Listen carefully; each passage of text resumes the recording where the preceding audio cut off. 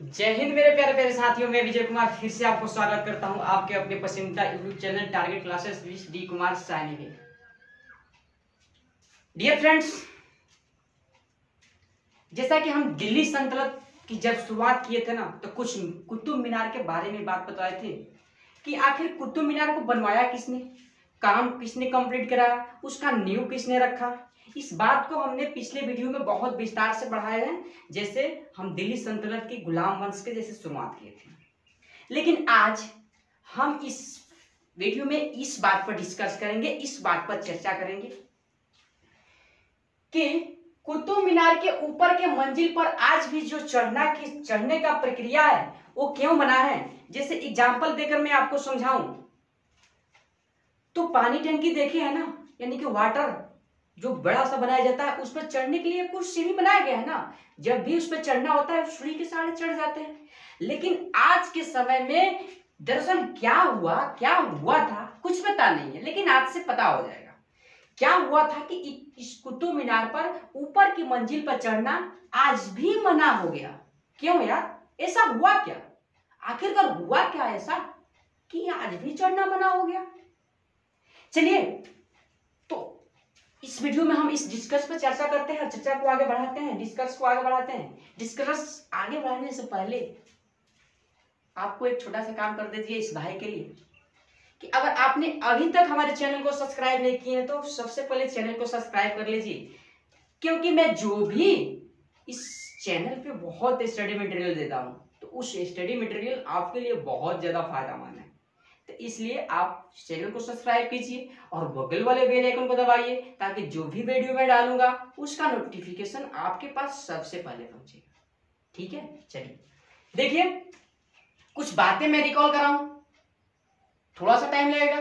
चलिए देखिए, आपको पता होगा कि कुतुब मीनार का जो फर्स्ट मंजिल था, यानी कि फर्स्ट मंजिल कुतुब मीनार, ऐसे देखिए कुतुब मीनार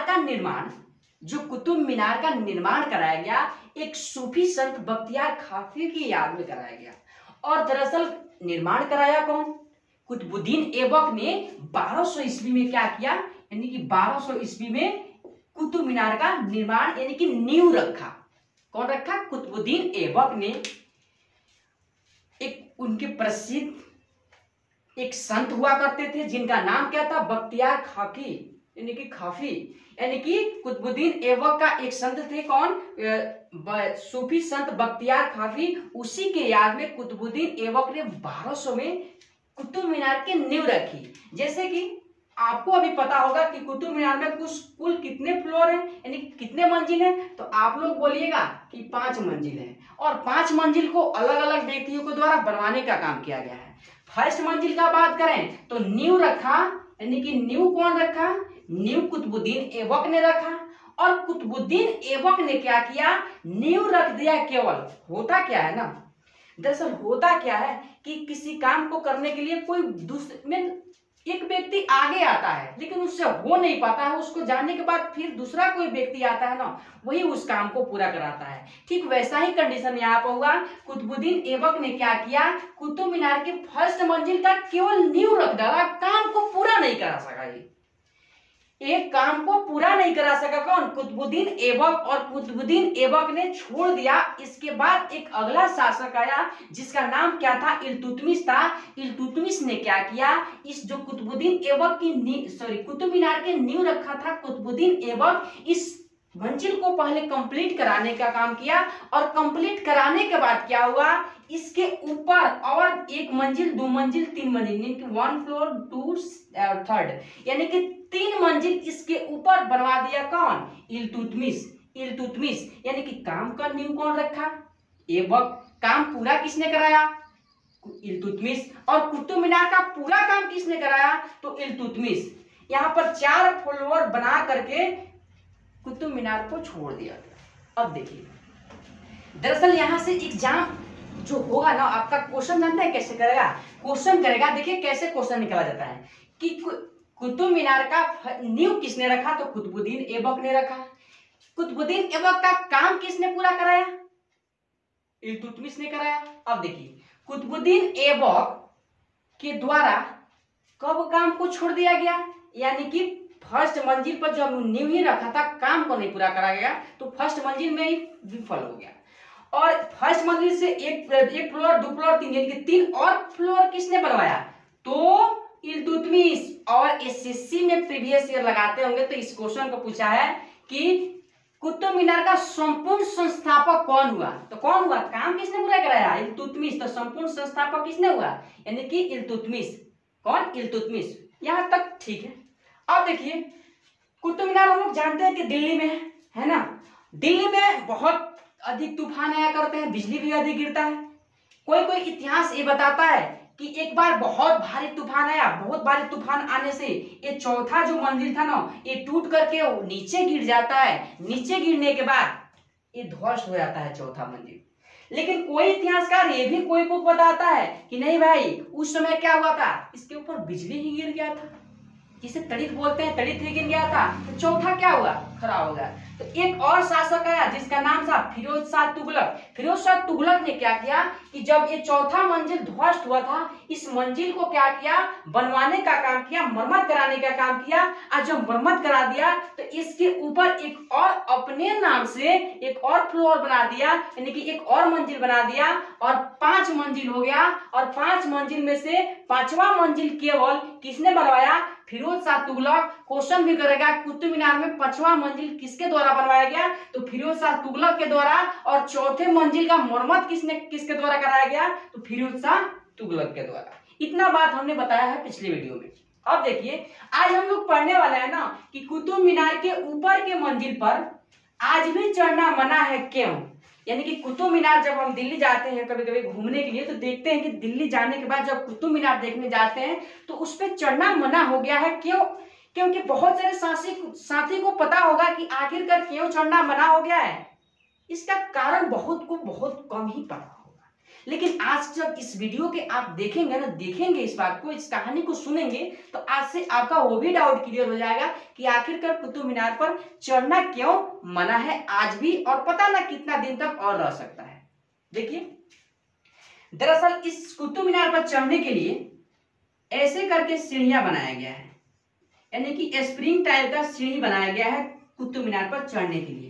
इस पर चढ़ना मना इसलिए हो गया, इस बात को समझिए। यहां से अब डिस्कस और आगे बढ़ता है। एक बार की बात है कि 1990 से लेकर के 92 तक, यानी कि 92 इसलिए होता है ना क्योंकि हम लोग को पता है इतिहास जो लिखा गया है किसी ना किसी रूप से विदेशियों के द्वारा लिखा गया है। और विदेशियों के द्वारा जब लिखा गया तो टाइम में डिफरेंस देखते हैं। जैसा कि हमने जब वास्को डी गामा का भारत आने का समय डेट जो बताया था, यानी कि 17 मई 20 मई, और उस डाउट को जैसे हम क्लियर किए थे, उसी तरह इसका भी डाउट आप समझ सकते हैं कि विदेशियों के द्वारा इतिहास को लिखा गया, इसीलिए टाइम में डिफरेंस हो सकता है। क्या होता है 1990 से 1992 में क्या आता है साथी, हरियाणा के स्कूल वाले बच्चे घूमने के लिए दिल्ली जाते हैं, और दिल्ली जाने के बाद वो कुतुब मीनार को देखने के लिए जाते हैं। दरअसल स्कूल में होता क्या है, कभी कभी घुमाया जाता है ना बच्चों लोगों को, ठीक वैसा ही ये 90 से 92 का समय था एक, जिसमें हरियाणा के स्कूल वाले बच्चे घूमने के लिए कहा जाए दिल्ली गए, और दिल्ली देखने के किसको गए थे? कुतुब मीनार को देखने गए थे। अब जब कुतुब मीनार को देखने गए थे, और स्कूल का जो बच्चा होता है वो तो जानते हैं कि कितना चालाक होता है, कितना बदमाश होता है। अरे हम लोग भी पढ़े हैं तो देखते हैं ना कितना बदमाशी हम लोग करते हैं छोटे क्लास में। और वो बच्चा सब क्या किया कि इस कुतुब मीनार पर चढ़ना स्टार्ट कर दिया। सभी लगभग 150 से 200 की संख्या में बच्चे गए थे, 150 की 200 की संख्या में बच्चे गए थे। ये सारे बच्चे कुतुब मीनार पर चढ़ना स्टार्ट कर दिए। चढ़ते चढ़ते गए तो हम लोग देखते हैं कि इसके अंदर भाई तो उजाले के लिए लाइट लगाया गया है ना, यानी कि बिजली से ही तो लाइट जलेगा ना। इसके अंदर बल्ब सेट किया गया था जो बिजली पर चलने वाला था, और उसका स्विच था। जैसे चिमनी देखे है ना, चिमनी ईंट भट्टा, जब उसके अंदर आप कभी जाइएगा ना, हम गए हैं, हम देखे हैं, क्योंकि हमारे घर के पास ही पड़ता है चिमनी, ठीक है। तो उसके अंदर जाने के बाद इतना अंधेरा दिखाई देता है ना, खुद सा एक बहुत डर सा महसूस होने लगता है। उसी तरह हुआ, इस सीढ़ी के द्वारा सभी बच्चे चढ़ते हुए कहाँ चले जा रहे थे? ऊपर की मंजिल पर जा रहे थे देखने के लिए, ठीक है। अब देखिए, इसी में से एक बदमाश बच्चा, एक बदमाश लाडला, एक बदमाश चीता, एक बदमाश लाल अपना क्या किया, अपना बहादुरी दिखाना स्टार्ट कर दिया इसके अंदर ही। हुआ क्या, वह किया क्या बहादुर बच्चा कि इस लाइट जो भी लगा था ना, और लाइट का जो स्विच था, इस स्विच को ही ऑफ कर देता है। ऑफ करने से क्या होता है, इसके अंदर अचानक सा अंधेरा हो जाता है, और अंधेरा होने के बाद होता है साथी कि हम लोग भारतीय अचानक कुछ देखने के बाद इतना ना भगदड़ मचाते हैं, इतना ना भगदड़ मचाते हैं। तो उस लाइट को ऑफ होने के बाद जब वो लड़का लाइट को ऑफ कर दिया और किसी को पता नहीं चला कि ये लड़का ने ही इस काम को अंजाम दिया है, और इस अंधेरे होने के कारण इतना इसकी सीढ़ी पर भगदड़ मचा कि इस सीढ़ी से लगभग 100 से 150 की संख्या में बच्चों का डेथ हो गया, और डेथ यानी कि मृत्यु हो गया इस सीढ़ी से गिर करके। जब सीढ़ी से गिर करके उतना बच्चों की मृत्यु हो गई, तो इस सीढ़ी को 12 से 15 वर्ष के लिए इस पर चढ़ना मना हो गया, क्योंकि इतना बच्चों की मृत्यु के बाद ऐसी दर्दनाक घटना घटी ना कि इस सीढ़ी पर उस दिन से चढ़ना मना हो गया, कुतुब मीनार पर चढ़ना मना हो गया। यानी कि 12 से 15 वर्ष तक इस सीढ़ी पर चढ़ना क्या हो गया, मना हो गया। अब देखिए होता क्या है, इतना वर्ष के बाद फिर क्या होता है, इस कुतुब मीनार पर चढ़ने की अनुमति दी जाती है, यानी कि इस सीढ़ी को क्या किया जाता है, खोल दिया जाता है। खोलने के बाद होता है क्या, खोलने के बाद होता है क्या, प्रेम प्रसंग में पड़े एक प्रेमी के दो जोड़े, बहुत दिन से उन लोगों में प्रेम था, और बहुत दिन से वो लोग बातें क्या कर रहे थे कि हम लोग भी कभी जाएंगे दिल्ली तो कुतुब मीनार देखेंगे कि आखिरकार कुतुबुद्दीन ऐबक ने कैसे बनवाया था, इल्तुतमिश कैसे बनवाया था, और फिरोज शाह कैसे बनवाया था। दरअसल वो प्रेमी हम लोग में से ही कोई साथी होगा, जैसे साथी होगा पढ़ने वाला है, क्योंकि पढ़ने वाले को ही इसकी हिस्ट्री पता रहेगा, नहीं कि खेत में कोड़ रहे मजदूर को, कुदाल चला रहे मजदूर को।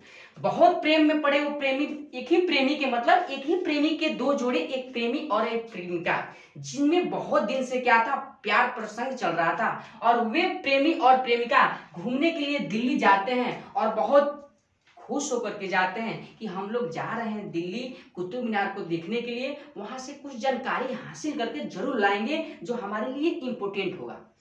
इतना उनमें प्यार था कि बताया नहीं जा सकता है। बहुत साथ साथ इस सीढ़ी से इस 12 वर्ष के बाद जा गए, यानी कि जब इसमें एंट्री चालू हुआ तो इसी सीढ़ी से वो भी चढ़ रहे थे, और इस नीचे से ऊपर जाने मतलब चले गए।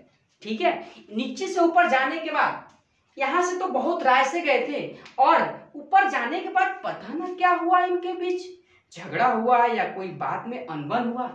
अनबन होने के बाद इनमें प्योर दुश्मनी हो गया होगा, क्योंकि अब तो मरने के बाद हम लोग में इतिहास लिखा है इन लोगों का, तो इतिहास जो बोलेगा वही हम लोग बताएंगे।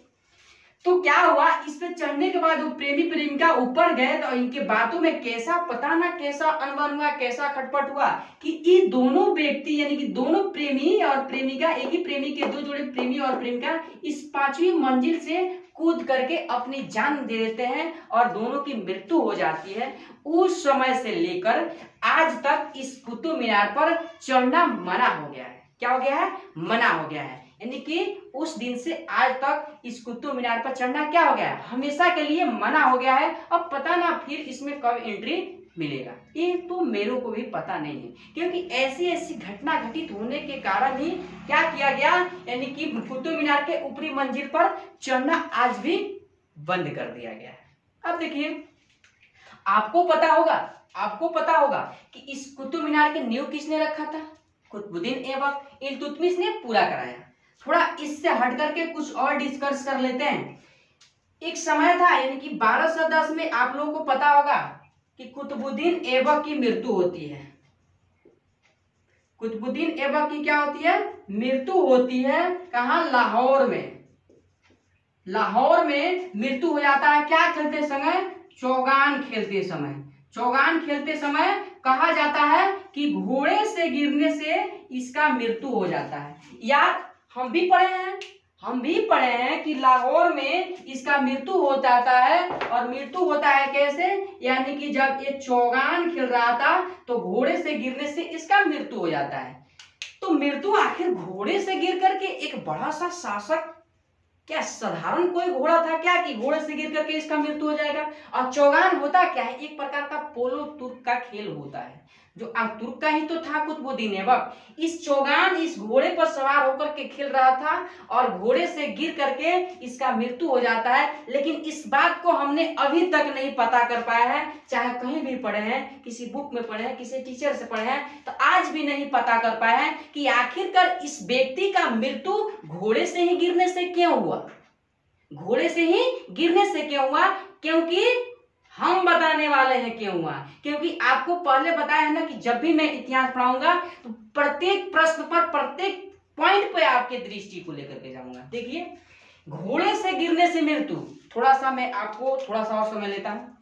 आपको पता होगा कि 1191 में एक तराइन का युद्ध होता है और तराइन के युद्ध से भारत में क्या होता है, मुस्लिम सत्ता का नींव पड़ जाता है। और आप बताइए, इस तरह तराइन के दूसरे युद्ध में क्या मोहम्मद गौरी जब पृथ्वीराज चौहान को हरा दिया, कौन किनके बीच हुआ था तराइन का युद्ध? यानी कि पृथ्वीराज चौहान और गौरी के बीच हुआ था, मोहम्मद गौरी के बीच। तो प्रथम युद्ध में तो पृथ्वीराज चौहान गौरी को हरा दिए थे, लेकिन गौरी दूसरा क्या किया, गौरी ने क्या किया तराइन के दूसरे युद्ध में पृथ्वीराज चौहान को हरा करके, और 1192 से भारत में मुसलमान सत्ता का क्या हो गया, साम्राज्य का नींव पड़ गया। दरअसल आप क्या इस एक ही युद्ध को लड़ने के बाद पूरी जगह मुसलमान सत्ता स्थापित हो गया? ऐसा थोड़ी ना था, और भी बड़ी बड़ी शासक थे। और 1194 में क्या हुआ, 1194 में इस पृथ्वीराज चौहान के एक भाई हुआ करते थे जिनका नाम क्या था, हरिराज था। क्या नाम था? हरिराज। जैसे हम इसको क्लियर कर रहा हूं कि इसके घोड़े से गिर करके मृत्यु क्यों हुआ, ठीक है। इसका एक भाई हुआ करते थे, इनका नाम क्या था, यानी कि हरिराज इनका नाम था। हरिराज के पास ये एक बार फिर आक्रमण करता है कौन, कुतुबुद्दीन ऐबक। और कुतुबुद्दीन ऐबक जो था ना, कुतुबुद्दीन ऐबक एक बार आक्रमण करता है हरिराज के पास। कहा जाता है कि हरिराज के पास एक बहुत ही बहादुर घोड़ा था, जिसमें पृथ्वीराज चौहान के पास भी एक नाट्यरंबा नाम का घोड़ा था ना। जैसे चंद्र बरदाई जब उसके दरबारी इतिहासकार थे तो उस बात को लिखे गए ना कि पृथ्वीराज चौहान के पास भी एक प्रकार का क्या था, बहुत ही बहादुर घोड़ा था। इसी तरह हरिराज के पास भी एक बहुत बहादुर घोड़ा था। इस घोड़े को इस युद्ध में 94 के युद्ध में इस हरिराज को हरा करके कुतुबुद्दीन ऐबक ने इनसे घोड़ा छीन लिया और छीन कर लेकर के चला गया।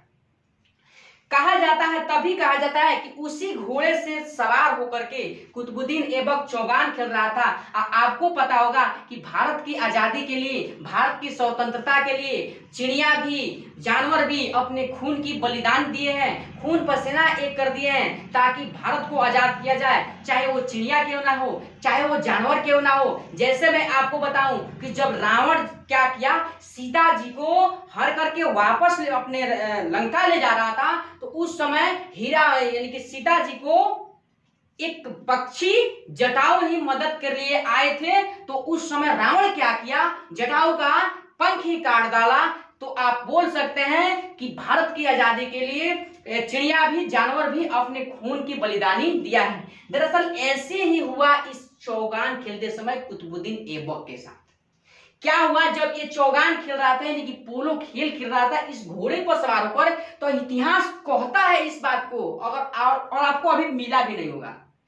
इतिहास इस बात को कहता है कि कुतुबुद्दीन ऐबक को जब ये घोड़े पर सवार होकर चौगान खेल रहा था, तो घोड़ा ने ही क्या किया, कुतुबुद्दीन ऐबक को गिरा करके मार डाला। कौन, इस घोड़ा ने ही क्या किया, कुतुबुद्दीन ऐबक को गिरा करके मार डाला। ये घोड़ा था किनका, हरिराज के था, और भारतीय थे हरिराज। तो इस घोड़ा ने अपना फर्ज निभाया, इससे क्या किया, कुतुबुद्दीन ऐबक को गिरा करके मार डाला। इसीलिए कहा जाता है कि कुतुबुद्दीन ऐबक की मृत्यु घोड़े से गिरने से हुई है, वो भी चौगान खेलते समय। इतना तक समझ पाए हैं? आपको ये कहीं मिलेगा नहीं, फैक्ट बताए हैं, हर एक प्रश्न पर आपके दृष्टि को दौड़ाऊंगा। आप देखिए, इस कुतुबुद्दीन ऐबक की मृत्यु के बाद, कुतुबुद्दीन ऐबक का जब मृत्यु हो गया, तो इसके आगे एक और शासक आया जिसका नाम था क्या, आप लोग स्क्रीनशॉट भी ले सकते हैं, ले लीजिए स्क्रीनशॉट। और देखिए, इसके मृत्यु के बाद एक इसका बेटा आया था। कौन आया था, बेटा, जिसका नाम क्या था, कुतुबुद्दीन ऐबक के बेटा का नाम क्या था, यानी कि आराम शाह था। आराम शाह 1210 में शासक बना और 1210 में इसका विदाई हो गया, क्योंकि यह शासक योग्य उतना व्यक्ति था नहीं कि ये दिल्ली को चला सके, शासन को चला सके। तो इसका क्या हो जाता है, विदाई हो जाता है। 1210 में आया, 1210 में क्या हुआ, चला गया।